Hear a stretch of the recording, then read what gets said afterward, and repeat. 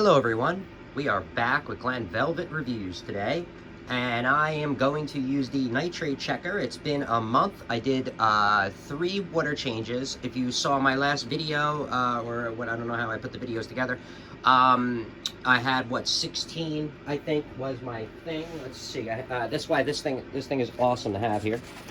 So I did it on these days right here. I did a 14-gallon water change.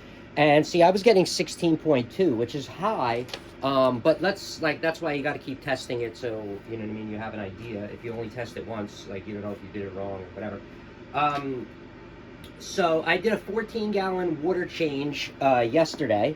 Okay, so what that means, so I let it go for 12 hours. I didn't feed or anything like that. So I'm going to do a nitrate test right now. You're going to do that with me. We're going to do an update on it, so let's get this going real quick and see if we came down from 16.2 last month. And like I said, no, I did two water changes after it said 16.2. I'm sorry. I did 2 water changes, both about 14 gallons within a month on a 40-gallon breeder. So that's pretty much what I did. So we're going to get this going right now and test this. I just use what they give to you. I'm just going to use the syringe or whatever they give to you.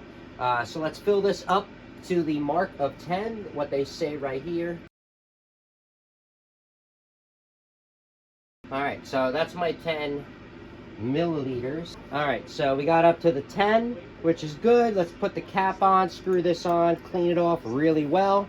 You don't want fingerprints, obviously, you know, whatever. You want to have a good test. Oh, I turned on the cuvette first by accident. So the machine is C1, it says, so we're going to add this C1 to it right now, is the plan. Like I said, we're just going to wipe this off really good because the sensor goes through the glass, so you want to make sure. And like I said, not every glass is made the same. So what I do is, I always put the glass in the same way. So I'll always put that 10 milliliter where the ppm goes. So I always do it that way. So you're getting the same part of the glass at least and trying. So you're going to put that in there. Make sure there's no bubbles, right? Yep. So put that in there. We're going to close the lid. All right. So we put it in there. We're going to hit this button. Wait until it reads what it tells you. C2. So C2 just means that we're going to take this out. I would use the towel if you're going to take the top off, just so you don't have to keep cleaning it. All right, so take the top off.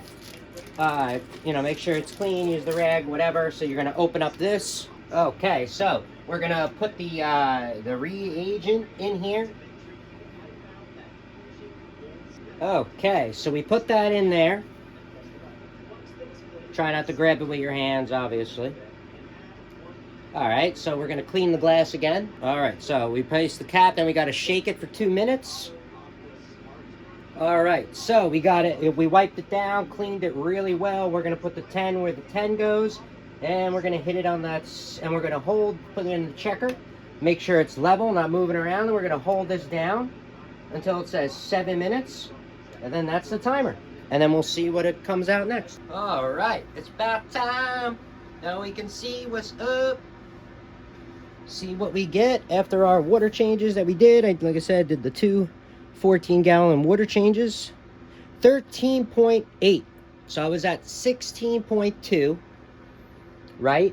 And now I'm at 13.8. So I only dropped 3. But I don't know, maybe I'm overfeeding. I don't know. This is an adventure for everyone that we're taking, right? Everyone's learning this hobby together.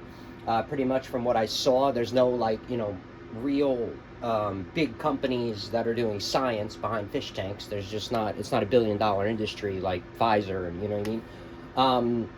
So you can only expect so much, technology and money to be put into, fish tank innovations and stuff like that, you know what I mean? Anything to take care of fish tanks.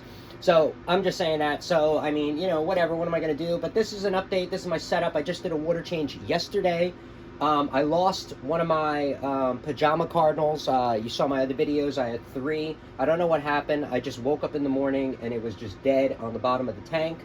No signs of anything, and it was eating perfectly the day before. So I'm not sure anything about anything. The chromis, I could tell you, they are, I do hit that bluer chromis. That's my oldest one. He's like a year old, maybe. He thinks he kind of owns the tank, but he's always bullying everyone. But just to let you know, the chromis are, you know, not as peaceful as what they always say or sell them to be. They always sell them to be very peaceful, but they're not really just peaceful. They're kind of like, I would say, intermediate, because they don't bite, but they just chase, and chasing is still stressful to, you know, certain fish. All right, so that's it for Glen Velvet reviews on the update. What I got, 13.8 on my thing, just to show you so you guys can see and compare it to your results. And yeah, that's about it. So if you have any questions or comments, please post them down below. I would love to know.